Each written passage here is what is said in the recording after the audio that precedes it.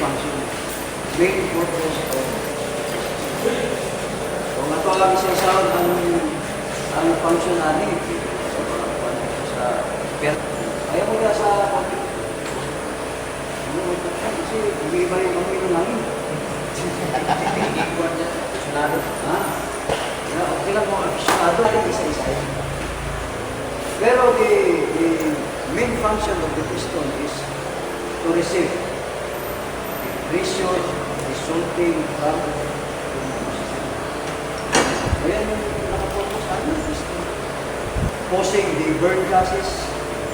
Yung main function is to receive the high pressure resulting from ayan. Function kung tanong, ano ito? Tama naman.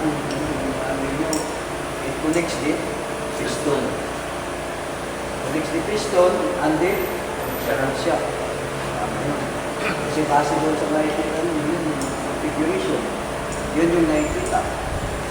Pero, hindi ba yung napansin? Ang connecting rod natin, may big end, mayroong small end. Small end is connected to the piston. Big end is connected to the shaft. Bakit ganun?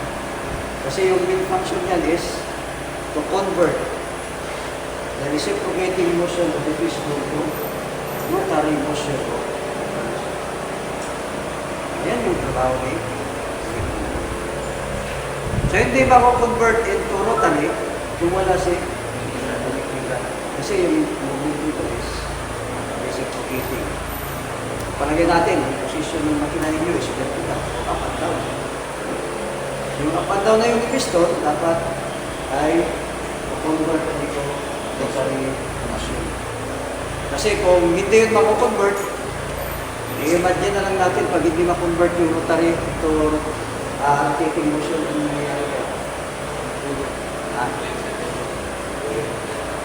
Mag-ikot. Kung mag-ikot man o gagalaw man sila, si crankshaft, tapos hindi mako-convert, parang lasing na yung sasakyan. Isang kabante, dalawang atras. So yung movement, ganun din. Kaya dapat ngayon yung mga component daw, yung function namin yung component na ginanong ko. Marami kang sinulat, pero verification lang naman ito at kabalik. So dito, camshaft. Anong trabaho ng patat? Sa'yo mo, open. Dahil nasa kanya yung tinatawag na, anong tawag ito? Kamlog. Ayan yung ano, open niya. Open niya si Van, throw, mag-tapit, post rod, rubber arm, and valve. So kung ito yung mag-open, wala tinanong yung open. Kung ito yung mag-open, ito yung mag-close ni valve. Spring. Kung naman yung spring. Spring. So yun yung combination natin. Basta kilala din yung si component. Pero sa iba siguro, mas marami. Sige. So, okay yung validation natin. Okay nga po. Sa activity yan. Kayo mga